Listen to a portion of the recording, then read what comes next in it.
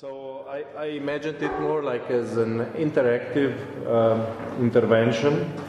I did prepare a couple of points, let's say, around differentiation, what, let's say, left politics could be today, like what left politics has been or was in the 20th century. And since somebody said we don't use this, why is this here? I said now that I just like sketch something. I don't know if you see something from here,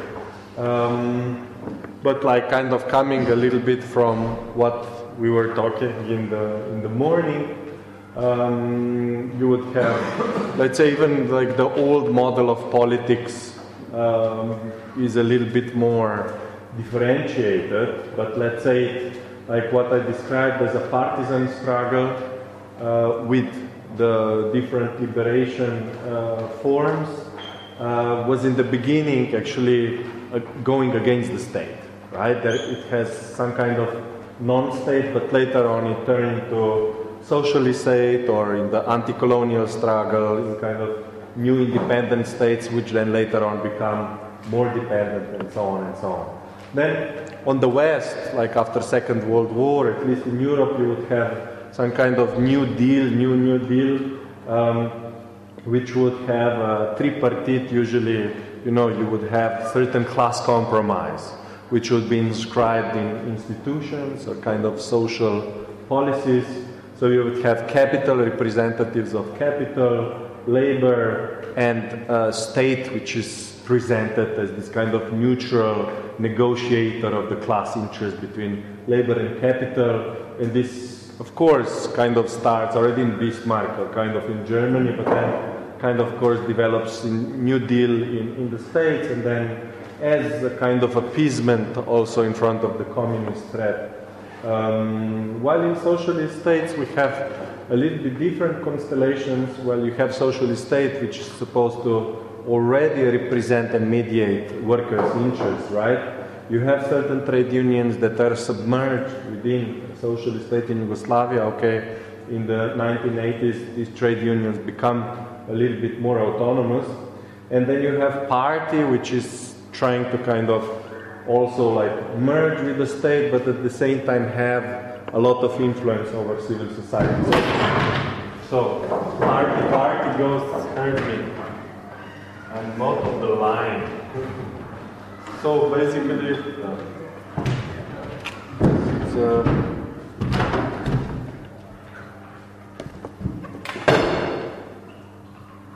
these are basically the free, like, of course, there is some kind of, it can be also a bit hybridity between them. In a very general terms, we can say that this represent this class compromise after Second World War, and that already exhausted itself like in 80s, and then progressively in the 90s, all throughout you would have this social democratic turn into the third wave, and the kind of rise of the neoliberalism already from, let's say, mid of 70s, but in 80s in Europe, and so on. So what could this new model of, let's say, left alternative politics be? This was already in Silvia Federici proposal yesterday, where she talked about some kind of oscillation or combination between the wage struggle or struggle for wage, which would include also reproductive struggles on one side, and the struggle for commerce. So what this does, I think that in that way it's also enriching, is that it situates the work, or kind of expands the notion of the work and connects it to space, right? You would have also in Barcelona, or in different types in Greece during the crisis, you would have a politics that would organize around the space, right? Like what neighborhoods do, how we can improve the life, how we can bring solidarity networks together. So basically a little bit kind of subsistence economy, also in the time when the state kind of failed or has completely like taken away this kind of more social role or kind of this welfare state that was before so present. And on the other side, combine it, of course, with still work. And in this sense, like one of the main challenges on the left was to find a kind of new trade union form for what some people would call precarious, post-Fordist work, or kind of workers that are fragmented, isolated, or even within one company there are like 10 different tariffs of payment. So there is no kind of instrument or mechanism of solidarity between these people that are kind of divided, atomized, even within one company. So there are different regimes of valorization of labor. So it's not just talking about globalization and outsourcing, this kind of complex outsourcing and kind of this layering of exploitation is happening within, within our context. So kind of my proposal goes in how this kind of neighborhood, municipal levels, let's say this, what was suggested also kind of Barcelona en Comú, kind of comes together with movements, new left parties, and in a sense also what is missing there, like really strong and a bit more autonomous new trade unions. So not anymore just trade unions that are linked to, let's say, industrialists and stuff, which is still in some of our regions important, but basically talking by all, or addressing all these working people and even non-working people. So what I mean is like paradoxical, because non-workers on the unemployed, and this is one nice example in Dita or in Tuzla in Bosnia and Herzegovina, there is one trade union for unemployed, basically.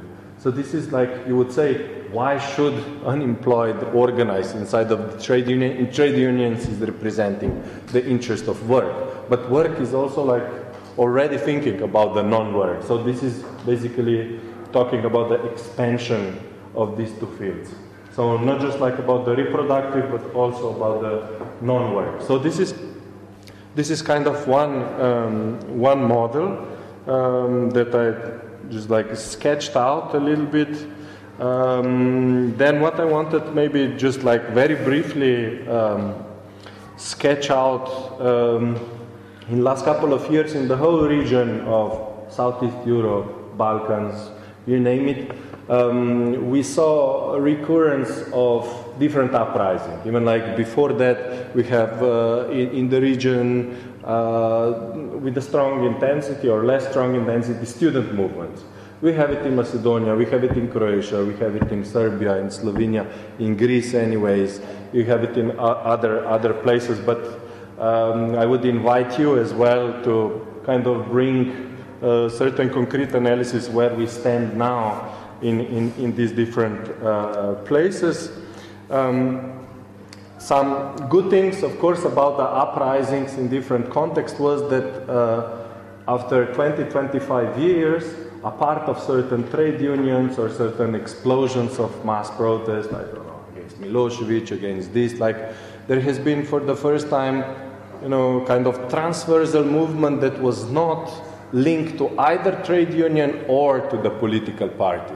So it was like kind of this eruption, like kind of a more spontaneous democratic will of people coming together. Okay, this is like a positive development in a lot of places, right? But usually they would locate all the problems that these regions have or context would be then formulated in anti-establishment. There would be something like the transitional elite or the political elite is corrupt. Of course, everybody agrees with that. So what should be done in this regard? There would be a strong kind of this anti-political sense, like we don't want to enter into the politics, or we need a kind of more technocratic people that have kind of better morality, people that will be really sincere and work for the good cause.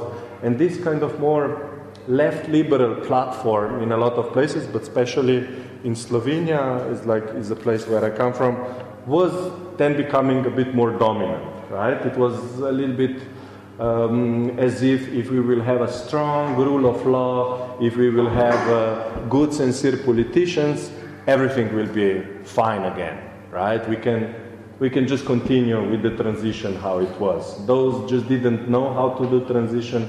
Now that we are at the end, you know, of the tunnel, we have to kind of do it again and repeat the lessons. So while a bit more the left kind of groups or those that articulated these questions more to anti-austerity measures or like to the European level or kind of the periphery, the core, or kind of seeing how the privatization actually dispossessed the classes of the social housing, of different means of reproduction, production, like those like kind of elements started to say, well, we are actually at the end of capitalist utopia.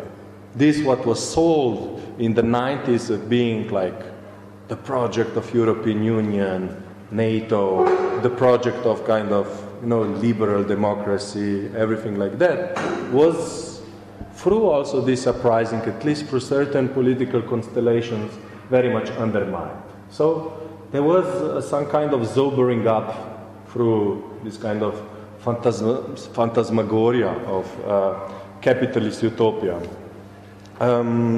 So that's one point, and probably the most like politically astute or articulate scene happened like in Greece. Just think about it. It's just a year ago. There was you would have the first left government in the horizon that would be, of course, very anti-austerity. It would be horizon of another world is possible. There would be solidarity networks behind it. There would be like strong movements for refugees. There would be strong, like, there was like historical situation after the referendum of Ohrid. So basically saying, and then after, let's say, collaboration of Syriza or kind of getting into, again, hugs with Juncker and the Troika, of course, with a lot of pressure and something, this historical window that was wide open closed. And the problem, part of the problem is also because European left was completely split on this.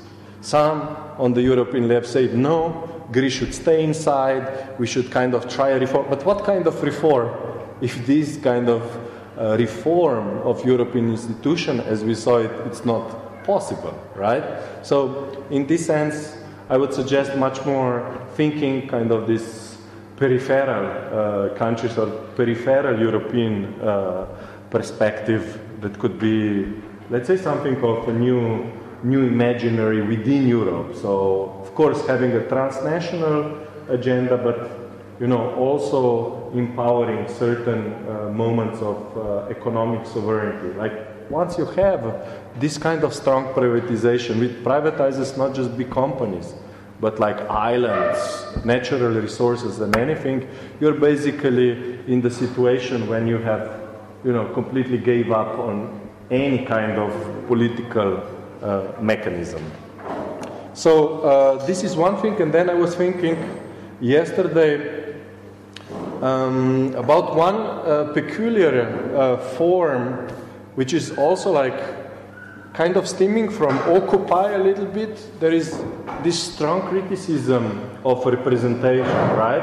A lot of people on the left are afraid of even like new political parties for good reasons. For example, like as we saw in Syriza, we were all, or most of us were disappointed with what was happening or how they yielded in these political pressures.